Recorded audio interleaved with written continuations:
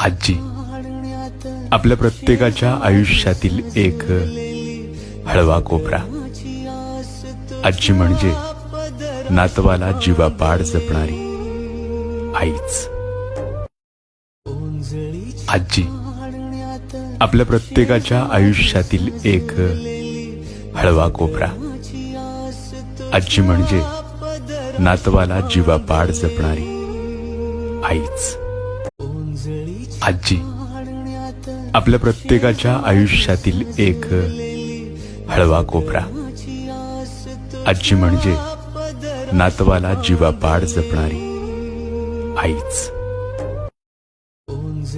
आजी आपल्या प्रत्येकाच्या आयुष्यातील एक हळवा कोपरा. आजी म्हणजे नातवाला जीवापाड जपणारी आईच.